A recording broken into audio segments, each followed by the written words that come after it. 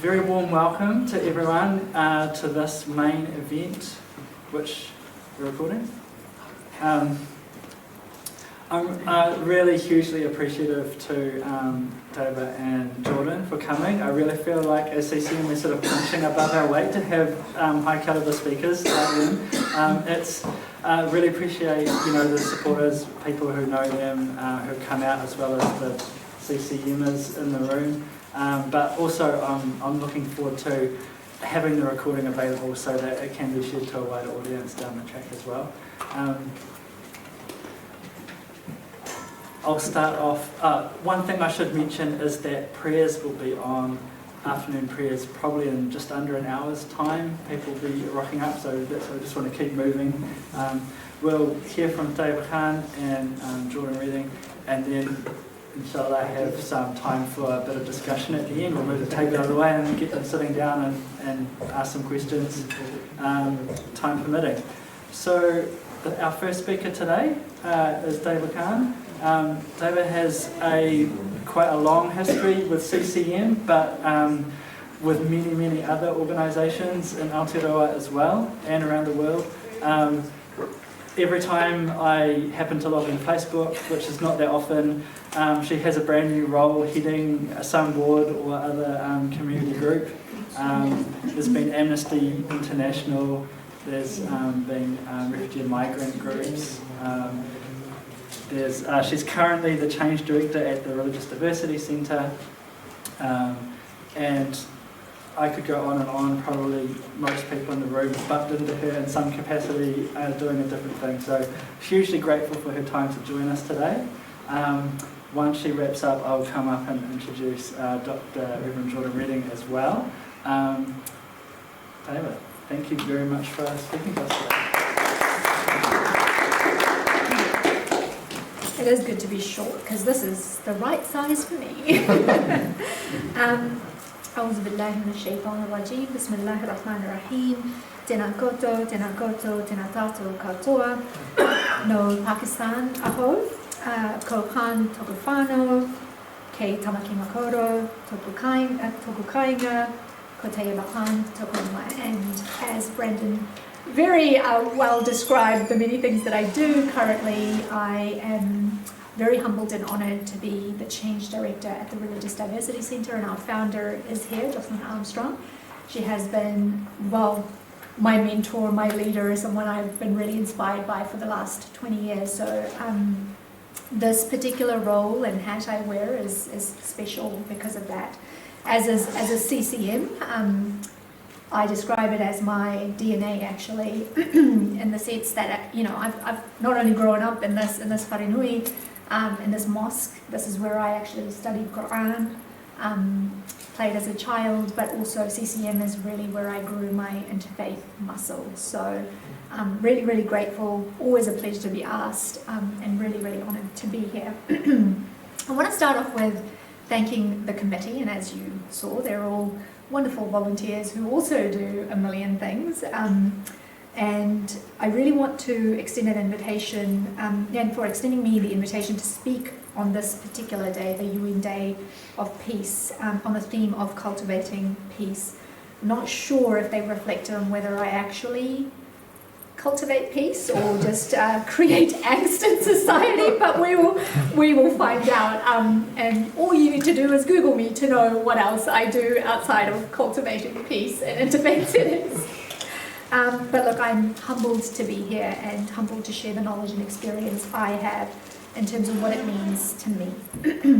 Before I begin though, I do want to take the opportunity to have a moment of silence or dua, supplication, for the ancestors who have now passed, who once stood before you and I, or some who obviously were here with some people who are here and helped establish CCM and the important work that they do. So a moment of silence or prayer for them.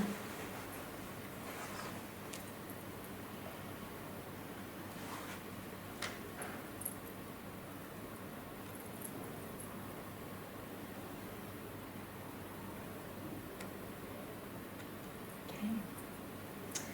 And let's have another moment of silence or dua for the many Palestinians brutally slayed, for the Lebanese who are currently exposed to acts of terrorism, for the Sudanese who remain unnoticed in their ongoing genocide, for the innocent Congolese who need us, all of us, to stop looting and exploiting their resources, for the Iranian and the Afghani women who are fighting for their rights to choose education and not be under surveillance or compulsion.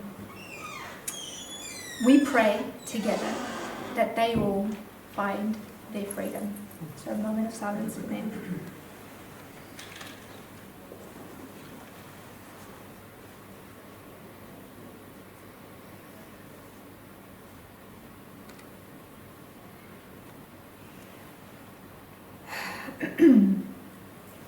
I also want to take the opportunity to thank the Ponsonby Masjid Committee for hosting us consistently, actually. This is a place of worship that has been open to interfaith activities for at least 2 decades. Can we please express our gratitude with a round of applause or a gesture that reflects your faith or culture? Some of us have often come in here, done our thing and gone without pausing to appreciate that none of this would be possible without the hands of many. You might be wondering why I've used so much of my allocated time for this process alone. That's because, and it might shock you, but we are not doing enough of this. The amount of talks I have now given in communities of faith, including my own, people often walk up to me afterwards and thank me for going through simply this process. We are living in a world of high consumption, low humanity, business of capitalism that is ingrained in our DNA, that we struggle to stop and pause for others. No one knows this better than me, as I have spent last year removing people from my life who are high noise, but hollow in depth, no moral values or alignment, and actions that support that. For me, peace starts with seeing and acknowledging you, and you, in your wholeness and humanity, and taking the time to do so before all else.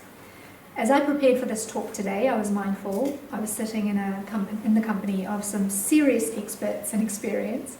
And no, this is not a lame attempt at a dad joke, that I am in the company of some good-looking silver foxes. I really wanted to offer something that would stay with you, something practical that we could all implement in our daily lives, that we could use universally across all sectors, all faiths, and improving the dire situation we all find ourselves in, where there simply is no peace. Well, there is peace if you simply choose to switch off from the reality around you, not care about what's happening with your neighbours, in your community, or society at large. I'm going to go with the fact that none of you are here because you feel like there is peace in the world, that you're here because you care, and that you're here because you're searching for that community that can collectively find solutions towards peace in the world. I've come up with a list.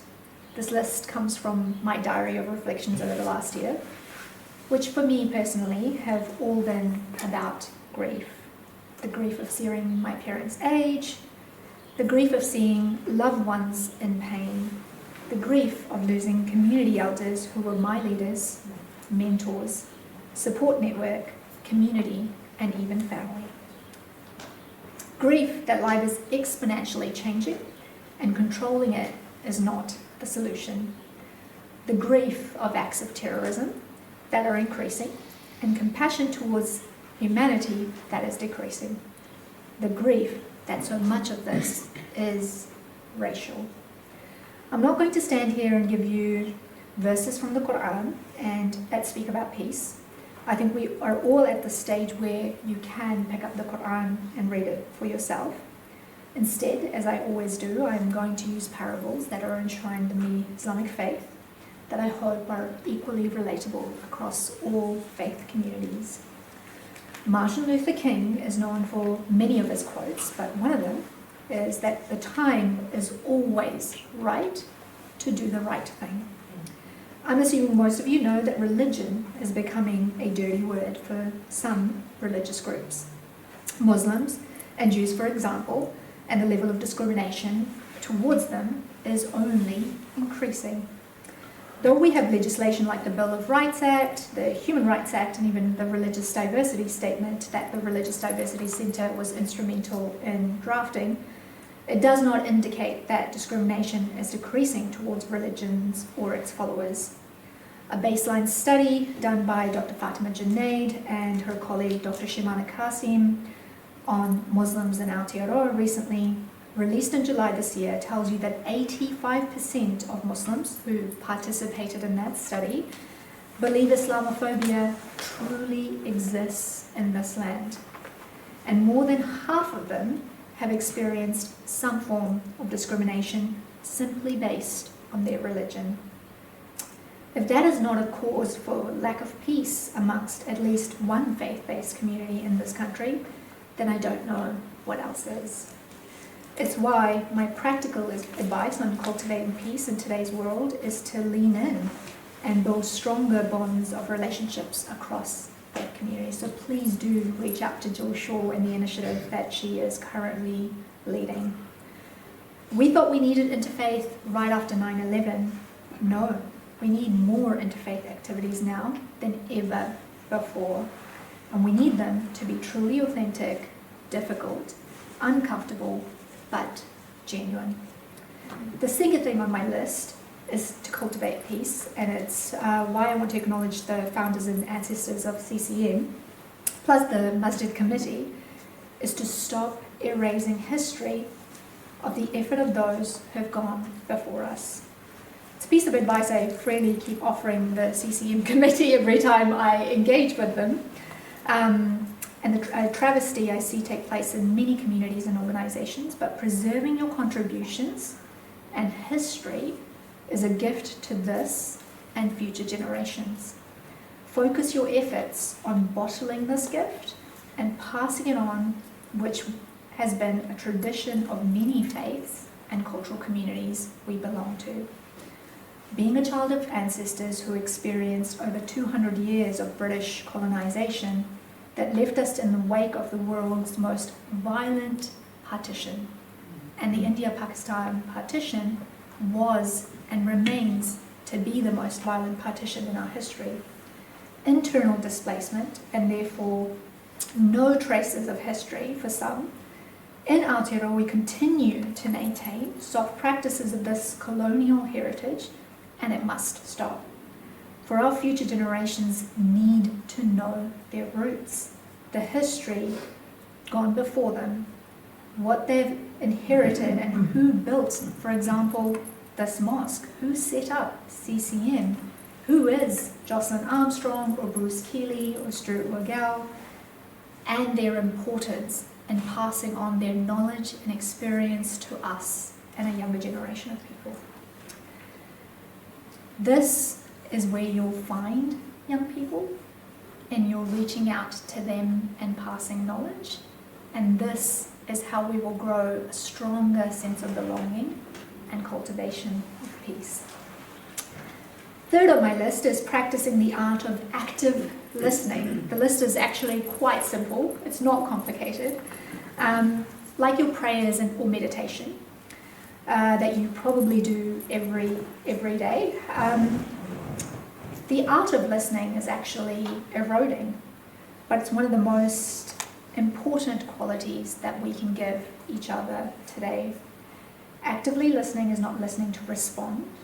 Actively listening is not sharing your experience or inserting your views when someone is in need of you simply asking and listening to them. Actively listening is knowing when to negotiate that you can be present for someone else. This is another gift we could be giving to each other, to society, and to cultivate peace in our communities. It's also why the reason why reverends and imams are so in demand, actually, They have no choice, but they're God's agents to be there to listen to their flock, to their people, to their congregation.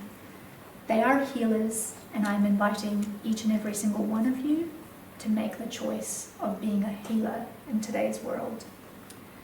Now this next one on my list I found extremely challenging in the last year, especially with the advocacy work that I've done here in Aotearoa, and I won't mention which specific group or community so not to embarrass them publicly. And I did say I won't quote verses of the Quran, but if you indulge me for a second, I do want to share this one verse from the Quran. So, one who occupies his time gossiping and backbiting should be aware that Allah subhanahu wa ta'ala is documenting all his matters. Allah subhanahu wa ta'ala, not a word does one utter, but that with one is a ready observer, the angels on your shoulders. Those who hear others backbiting should advise against it. What does gossip have to do with cultivating peace? Well, we are communities of faith, and all faiths are about cultivating our character. They're actually not about what you look like to the outside world and presenting an exterior image. They're about how you're perfecting the heart that you have and how that heart reflects the light in the world. So gossip, as a minor sin, is an important sin to factor in. It expands misunderstandings and creates barriers, and for Muslims, it hardens the heart. Now, growing up, I often heard that it is the women who gossip. Let me tell you in the last year that I've learned that men are exceptionally good at it. A more macro level example of gossip, though, and recently, is the beheaded babies story that emerged right after the October 7th atrocity. And you will remember how quickly that spread through the eyes of the media. And thankfully, how quickly we found out the truth as well. But unfortunately, the damage is done. Many lives continue to be lost, and it is a lie that we cannot seem to shed away from. For those who work in the communities and the social services sector with people, when someone speaks of someone else, I encourage you to still fact check. This is like, when you get a complaint at work, you're responsible to investigate. It's the same thing. Actually, I genuinely think that principle came from faith-based communities, by the way. You have professionalized the world, and you should be proud of that. But it is your individual responsibility to make sure you keep walking the path towards truth and justice. In the last year, I actually stopped being friends with people who would often make backhanded remarks about how they heard something negative about me, for example, but would never go on to tell me how they stood up or defended me.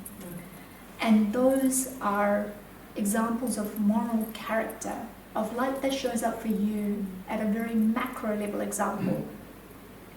Imagine just expanding that out to more and more people, to communities, and you see that the world needs healing in very different ways, in simple ways, like not gossiping.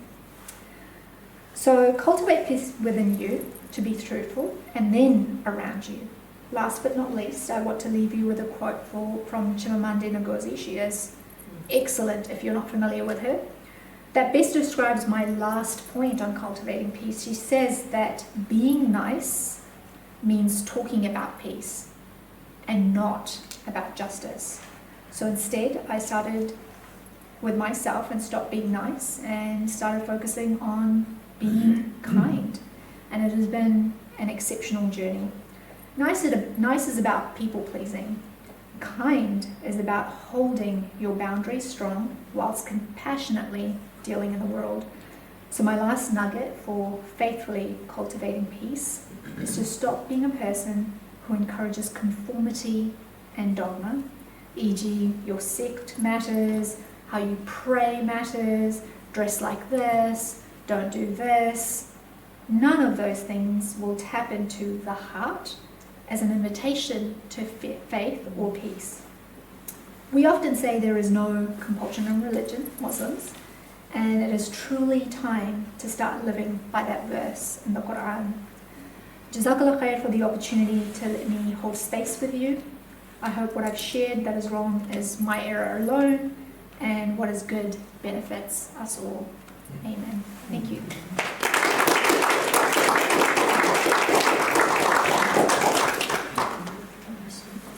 David, thank you so much for the way that your character and heart that you spoke about shines through the way you speak. And yeah, I think from my perspective, you're stepping into that role of one of our leaders and elders very well. From the great trees that have grown before you, just having your connection with so many communities and so many people, and the reflections you shared, very valuable. And I'm even looking forward to going back and watching the recording and just letting them sink in again. So thank you very much for joining us today and for your thoughts, and hope there'll be opportunity for questions a bit later. It's now my privilege to invite Jordan Redding to speak. Jordan is the minister at St Hilliers Community Church, and there are a bunch of people from church here today. Very warm welcome to you all.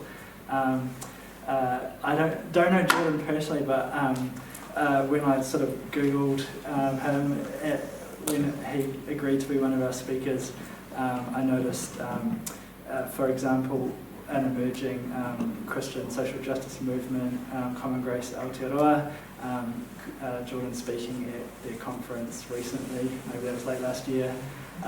So certainly someone who's well sought after around New Zealand, speaking on a range of topics, including this one of peace. So it's a real privilege to have you, Jordan, and also I mean, the wonderful thing about in faith to me is the people you meet, the connections you make, and that's what sort of keeps you coming back and connecting in. So fantastic to connect with you today, and please come and share what you have for us.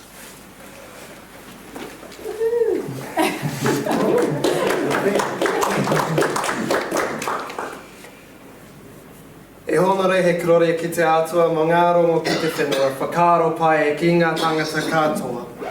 Kia tau ki a tātou katoa te atawhai me te rangamārie o te atua. Amine. Salam alaikum and greetings in the name of our God. And thank you to the Council of Christians and Muslims for the invitation to speak on the 25th anniversary, a quarter century of the United Nations International Day of Peace. And it is an honour to address you all on such a significant occasion, as well as to speak alongside Tayyaba. I have been familiar with Tayyaba's work for some time, initially through my wife Alva, who got to know Tayyaba through Amnesty International. And actually that speaking gig at Common Grace Aotearoa, they invited my wife. And she said, oh, I don't feel quite comfortable doing it by myself, so I tagged along, but I was very happy to do so with her. I feel very grateful for the opportunity to be here today to speak to you all. And thank you also to Tayyaba for beginning our time with a moment of peace to acknowledge those who have passed before us and those who know no peace in the world right now. I'd like to begin my reflection this afternoon with a story I read about last week. There is a TV series in the US, I confessed I've never watched it, called Couples Therapy, which, as the name creatively suggests, sits in on couples therapy sessions. And the sessions are conducted by a therapist called Orna Goralnik. In 2022, one of the participants on the show was a lady called Christine. And over the course of the filming, it became clear that while both Orna and Christine lived in New York, Orna was Israeli and Christine came from Palestine. When Christine discovered that Orna was Israeli, she had this to say, quote, "I wasn't sure if we should continue with the therapy. I was worried that I was going to have an Israeli therapist, pathologise the trauma I experienced at the hands of her state. The power dynamic was so stark. That unease prompted Christine to begin a conversation with Orna about difficult subjects such as whether Orna was a Zionist. After the filming concluded, Christine and Orna continued to meet and discuss their views. And to do so, they applied some of the frameworks of couples therapy to engage with the very difficult subject matter without the conversation breaking down. And they recorded those conversations, which is how I came across them on the Guardian News website. Over time, Orna and Christine developed a firm friendship, and at the end of it all, Christine had this to say by way of reflection, quote, "I must admit that my political beliefs have not changed since speaking with Orna. But the function of our conversations was not to indoctrinate each other to thinking the same, but to open ourselves up to the humanity of the other. It was daunting to confront narratives that justify my own dehumanization. But when continually engaging with empathy and kindness, something started to shift. My so-called enemy became a person with her own fears, dreams, and histories. There is so much to be learned, but how can I know if I do not ask? I now see Orna as my friend, one that I disagree with, but have grown to love." And then this final sentence, which I got so much from, she said this, "Connection under systems of separation is a form of resistance in and of itself, and I will continue to resist until Palestine is free." Let me say that again. Connection under systems of separation is a form of resistance in and of itself, and I will continue to resist until Palestine is free. Powerful words, no? And words that offer insight, I think, into how we go about cultivating a culture of peace, certainly at an interpersonal level. But the question that I've been grappling with in preparation for this talk is to ask whether the same process of opening ourselves up to the humanity of the other might also apply at a communal or even a societal level. Can whole communities, can whole societies learn to open themselves up to the experiences of the other? In 2015, Rabbi Jonathan Sacks, the former chief rabbi in the UK, published a book entitled "Not in God's Name" on confronting religious violence. And in it, he describes a remarkably similar process to that of Orna and Christine, but at a communal level, rather than at an interpersonal level, the context of a therapeutic conversation. We human beings, Sacks explains, have the tendency to form ourselves into groups. Mosques, churches, nation-states. We think highly of our own while thinking negatively of others. And that impulse brings out both the best and the worst in us. On the one hand, through our sense of belonging to a group, we're capable of remarkable acts of generosity, kindness, goodwill, personal sacrifice. On the other hand, that same sense of belonging is the very cause of discrimination, xenophobia, and acts of violence towards outsiders. In the words of philosopher Jonathan Haidt, morality both binds and blinds. It binds us to a sense of reciprocal commitment to our own, while blinding us to the humanity of the outsider. Sachs elaborates, the very act of creating an us simultaneously creates a them, people not like us. Even the most universalistic of religions, founded on principles of love and compassion, have been capable of seeing those outside the faith as Satan, the infidel, the Antichrist, the children of darkness, the unredeemed, take your pick. They have committed unspeakable acts of brutality in the name of God. And tragically, both Christianity and Islam fall into this category. What is the solution? According to Sachs, to be cured of potential violence towards the other, I must go through a transformation. I must be able to imagine myself as the other. Tayyaba talked about active listening. This act of imagining ourselves as the other is not easy. It involves a conscious movement of role reversal. Now, Orna and Christine are two highly trained and highly intelligent women who managed that conversation in a controlled therapeutic context. But how do we make progress at a communal or a societal level in this regard? How do we go about creating a wider culture where conversations like those between Orna and Christine are just commonplace, the air we breathe? Well, here I owe my thinking to Marilynne Robinson. Robinson is an American Christian author and essayist, and this year she published a commentary on the biblical book of Genesis.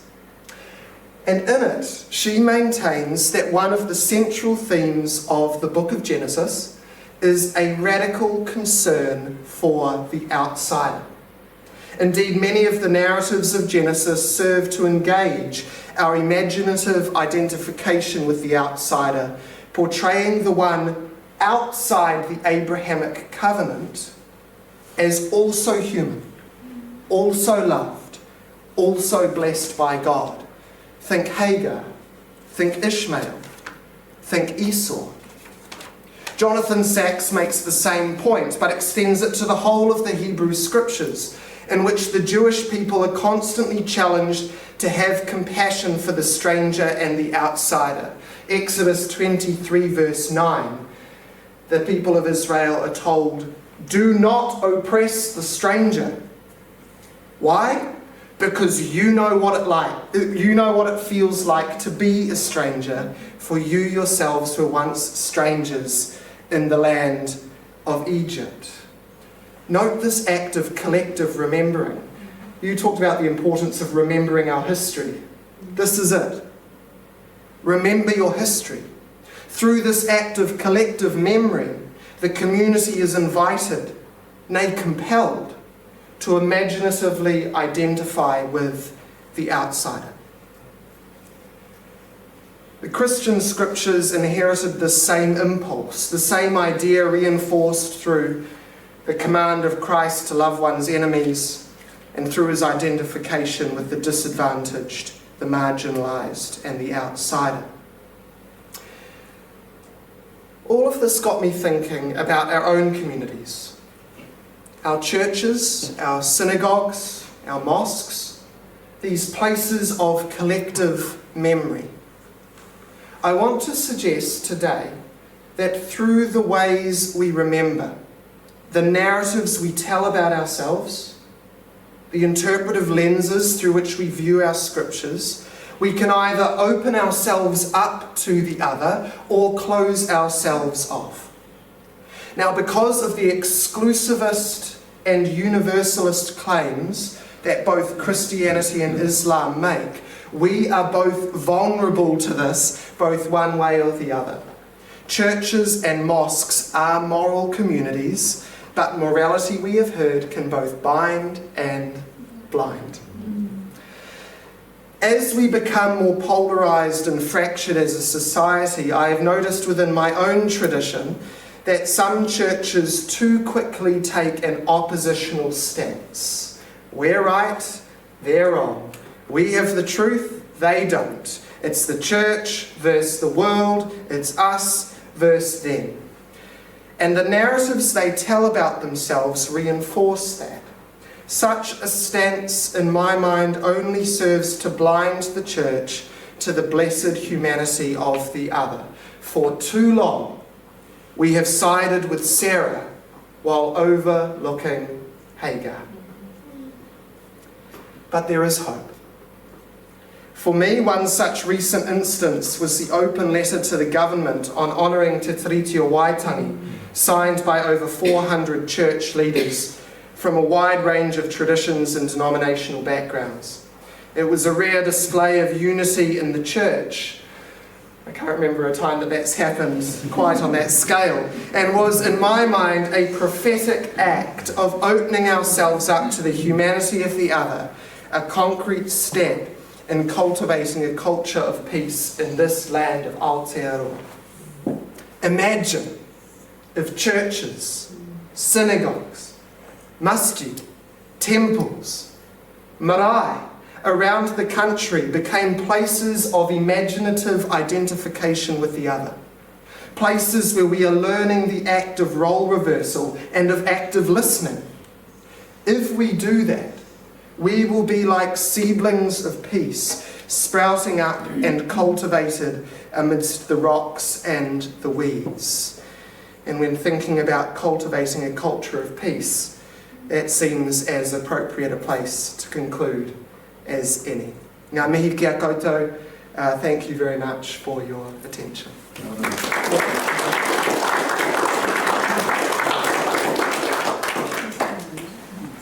Jordan, thank you very much. I'll carry some of those thoughts for a long time, cogitating on them, just that concept of using connection, kindness, and that imaginative putting yourself in someone else's shoes as sort of an act of defiance almost against the narratives that come at us or that we tell ourselves about the other group. I'm sure there's some great questions or discussion that can happen for a few more minutes. So I'll get the table shifted and invite Jordan and Tayyaba to come up, and then we'll open the floor for anyone to ask questions.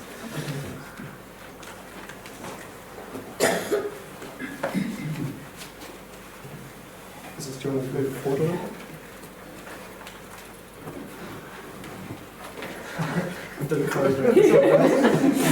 We're keeping you here. I'm not really here for anything, but I suppose I could point to people.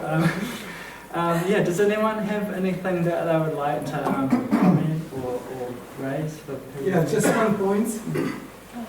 Thank you, Jordan, for mentioning a point that I personally experience it.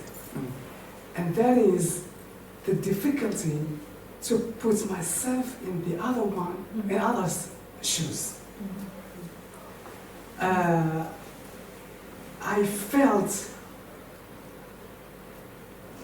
felt there was some barrier in my thought process, like a barrier stopping me from going any further in my thoughts.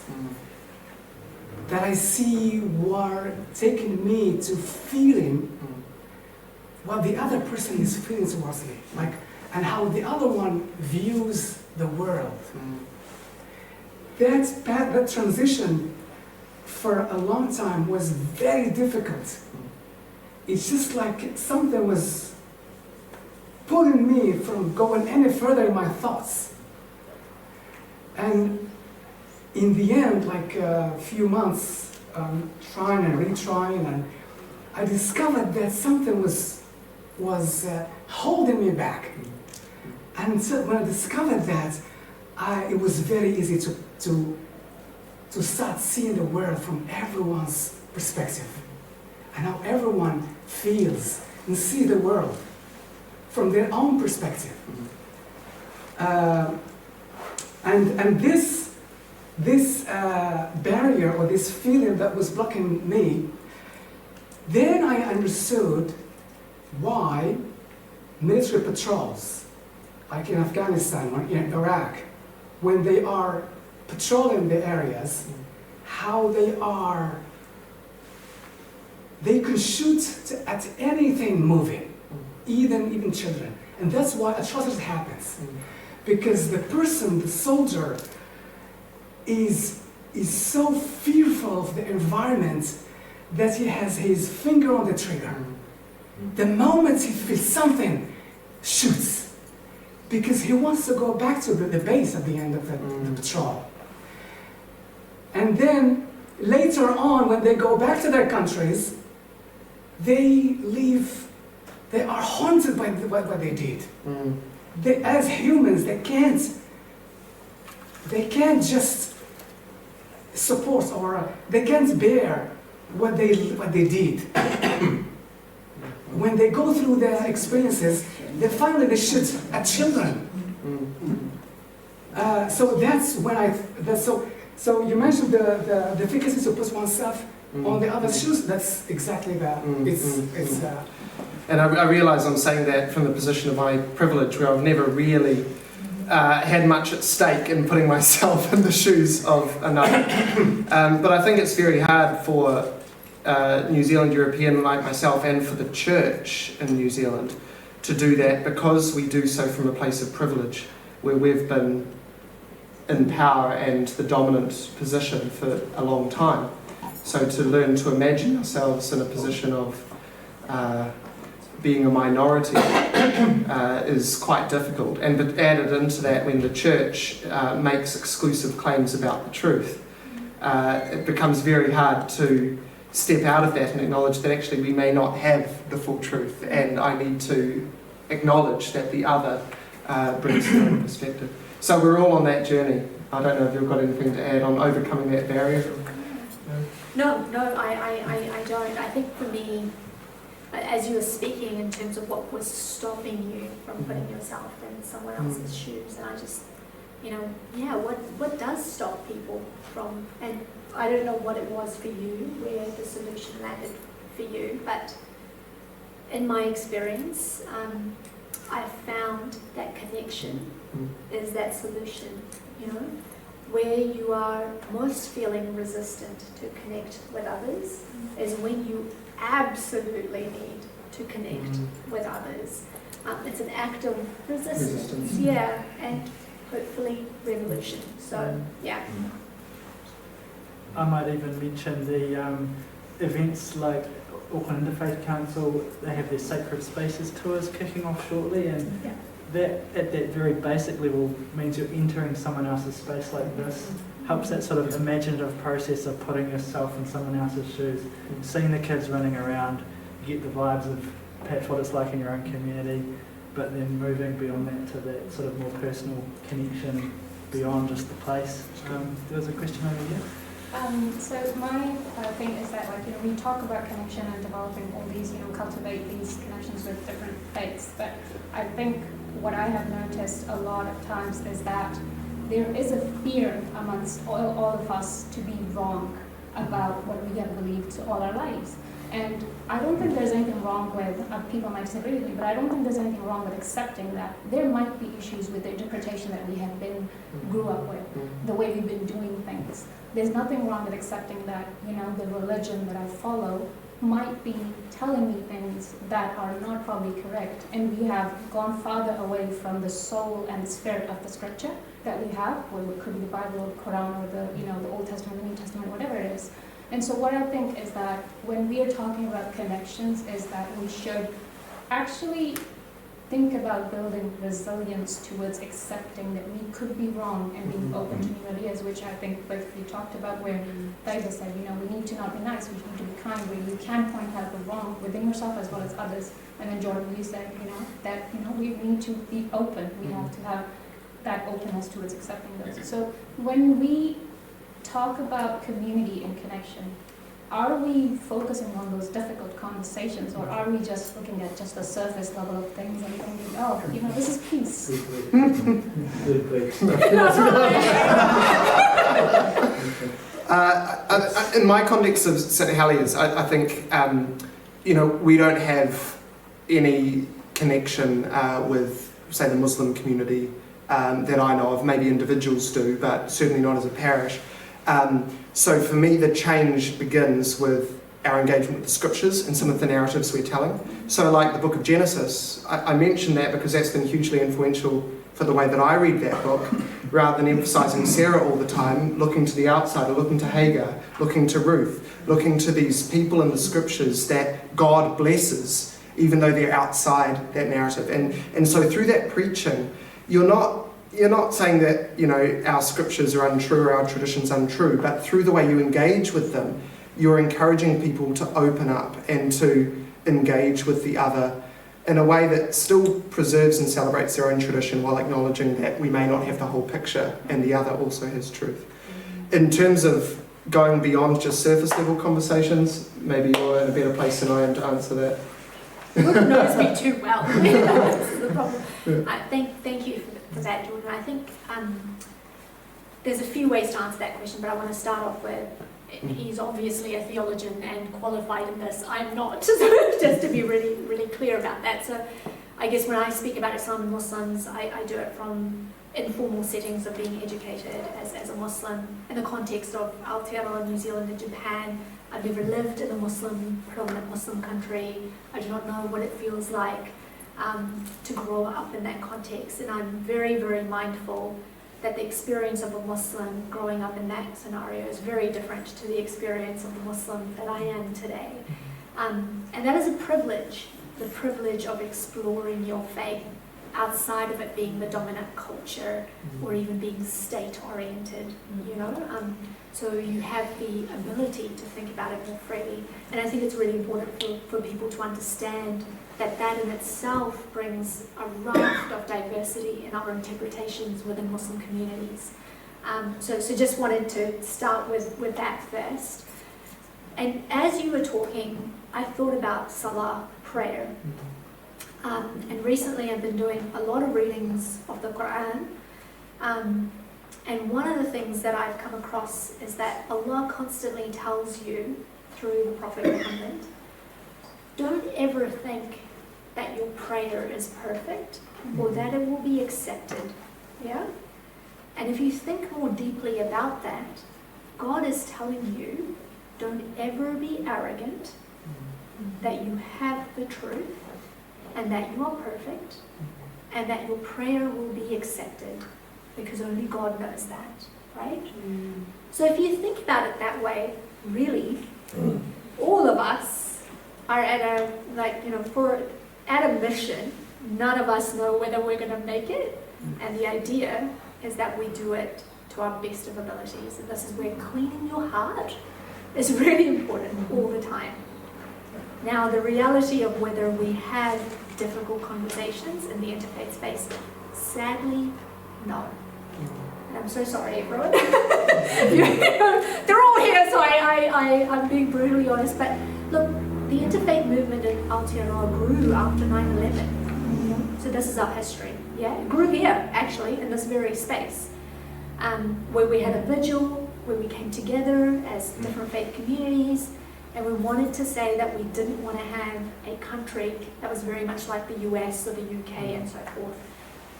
But we very quickly fell into some stereotypes around how we had dialogue, and that included comfortability. Let's just be at a superficial level. Let's not talk about the difficult issues. We recently had a very wonderful conversation, a very honest one about that. The fact that one of the founders of CCM was really, all about that. Let's just have everyone needs to feel good. No one walks away upset. That's how the events will be, okay? But we have shifted now. There is a shift. And that shift is inviting us all to have the difficult conversations. None of us are perfect. None of us have the truth.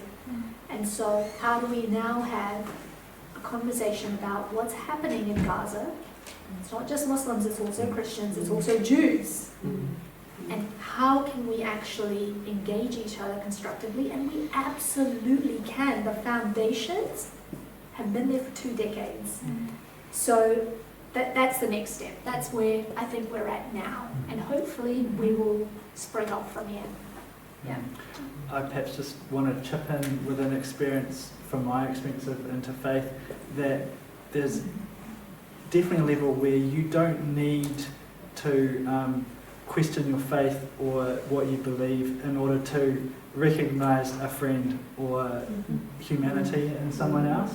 And at its entry level, this kind of work doesn't have to reach that uncomfortable level immediately. Yeah. Hopefully, you make a friend where you can do that. But I think there's definitely something to be said just for recognising that common humanity. It doesn't require you to question your beliefs. Any other? Sorry, Stuart, start with. Yeah, just a quick question. I'm just aware my former lecturer in translation studies is sitting here, so I'm not going to look that way. But when you translate, when you listen to somebody and they're speaking another language, you can't assume that each word means exactly the same thing. It's going to have a different meaning, and so there's an active. You've got to. It's not simply listening. You've got to ask questions, actively ask proactive questions about what you mean and how do you go about really understanding what the person is actually saying. And so the question then is, have I actually understood what you said? Not just did I listen, but did I actively understand what is said? And in that other language, that word doesn't mean the same thing as when I use the word in English, right?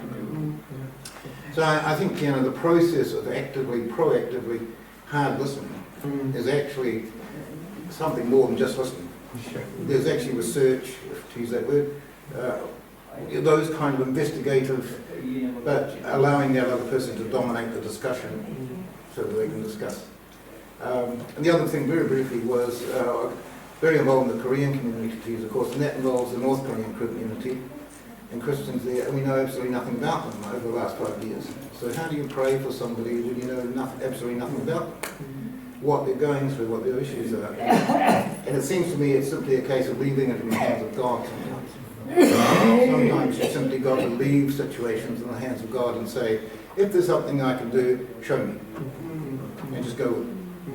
I don't go to comment on that. Any other reflections on active listening? Well, you were the one that brought up active listening. I think we try and actively listen to each other. So, You did a great job. no, thank you. Well, I mean, look, I think I'm just going to say, people like Jordan are definitely our future and our present and our future, and really for us the opportunity now is to listen differently, and listen to the hard things that we might not have before. So Yeah, it's interesting that prayer has come up a few times. You brought up prayer, and you brought up prayer just now, Stuart, and I'm wondering about the role of prayer, particularly for Muslim and Christian communities, in helping us to become better listeners. Because we can treat prayer as like coming to God asking for a whole lot of things, or we can treat prayer as an act of learning to listen to God, learning to listen to the will of God. And particularly when it's intercessory prayer, when we're praying for others, like if you're praying for a Korean community and you don't know who they are, there's a challenge or an invitation that comes out of that prayer to get to know them. So I think prayer takes us beyond ourselves. It takes us beyond ourselves to God, and it takes us beyond ourselves to one another. So as Christians and Muslims, we need to be encouraging our people to pray. Prayer is transformative. I don't mean this for an advertisement in the least, I really don't. But what we've been talking about here today is beautiful in theory, and I so appreciate your journey and your sincerity of talking to us about But through the reason we're doing the dinners is so that we can practice this kind of thing. There's safe places for people to be brave and come and sit at a table with somebody you normally wouldn't get to sit with. And you wouldn't normally get to listen to. And I so appreciate listening, not to respond, but to understand. And so the whole purpose behind these dinners are social cohesion and safer communities. And in a way, they're artificial, as in, people are invited. We hope you'll bring somebody who wouldn't normally be in the conversation, because too many times we're talking amongst ourselves. That does happen. But around the table, we end up meeting people that we wouldn't otherwise ever engage with, unless we happen to strike up a conversation at a bus stop or something. Beautiful man from an Indian man who grew up in England, sitting across from me, and I've known him for a long time. I had no idea he loved to scuba. And he scubaed in the Red Sea and all these amazing places I've never gotten, So I learned something about him. Over the course of the dinner, this other man came in. He was invited. He was a little bit late. He was a lovely man, long hair, another English accent. Over the course of dinner, this white Englishman was talking with this Indian guy who also had an English accent. This is at my table. This wasn't at your table. And the next thing you know, they find out they both went to the University of Birmingham at the same time. They stood up. It gives me chills today. It brought tears to my eyes. It was the whole reason for the dinner. They stood up, they reached across the table, and they shook hands. And before they left, they got phone numbers and contact information. Social community, social cohesion, safer communities, one relationship, one meal at a time. So if you're at all brave to try some of these kinds of things and to learn to listen or whatever, we can do that. We can do that. These kinds of events, of course, do that, but we can do that. But I find that imagining what somebody else thinks or feels, I'm going to be wrong. I have to be in proximity. I have to hear the story. I have to respect. I have to listen. And I don't really have to use that much imagination if I get to know the other person, which is the connections that both of you guys talk about. So thank you. I'm conscious of time, and we will perhaps enjoy the leftover afternoon tea in a moment, but just as a parting invitation for David and Jordan to make a comment, I'm just wondering, keen to gather your thoughts on the future and what this kind of some of the next things in our journey, or maybe just a dream of what New Zealand could look like in terms of having cultivated that culture of peace more, particularly between the Muslim and Christian communities. David, you kind of mentioned feeling like the time is now to dig a bit deeper into some of those uncomfortable conversations. Could you paint a picture briefly of some of those things that you perhaps wish we might be able to do as we cultivate that culture of peace, just as a closing thought? I mean, I think Jordan actually shared it already in his speech when he talked about how 400 church leaders signed a letter for fertility, right? And I hope we get to a day how 400 religious leaders sign a letter for Gaza, and or any other matter of importance at this stage, because the world seems to be on fire on many fronts, unfortunately. So, I think for me the future, this is the future. This is the present going into the future, and it's hopeful. And it's hopeful to have leaders who are able to have the difficult conversations, and they're not going to go, Tayyaba, you're never invited to speak to my wife again. But it's the coming of those relationships where some seeds were planted and they've now well and truly grown. And so at this growth, where do we take them? And I'm really looking forward to that, to be honest. I do want to say, committee members, it would be lovely because some people are here at the masjid for the first time. If we could please just quickly take them around so they could just have a quick look, that would be amazing. Thank you. And Jordan, any thoughts from you about the future and what you perhaps dream it might look like? Yeah. I think one of the things that in New Zealand society we've become very individualistic, and we're lacking those community spaces. And I'm basically a hopeful and optimistic person. I think our churches and our mosques and temples, as New Zealand society becomes more diverse, have the capacity to be these new spaces of belonging and community connection that helps us to understand the other. Where I see it already happening in our society is actually in a lot of our marae, and particularly our urban marae, that these are gathering places for people, not just Māori by any stretch, but all sorts of different cultural and ethnic communities, religious communities, coming to both be on the marae but also to serve on the marae, and often working alongside one another brings about understanding and connection that wouldn't happen otherwise. So I think the marae are leading the way in this regard. I think churches need to recover that calling to be local community in a place. And I think increasingly as we become more diverse, masjid and temples and synagogues are going to increasingly become part of the fabric of New Zealand. But I think thankfully the secular age in New Zealand I think is gradually weakening. I think as we become more diverse as a society, religion and spirituality is actually going to become part of the solution moving forward. And a re-engagement with Te Ao Māori is actually leading us out as a culture in that regard. We're finding spiritual language again, and that can only be good. So I'm hopeful, I'm an optimist. I think we'll find connection. Yeah. Thank you so much for your time.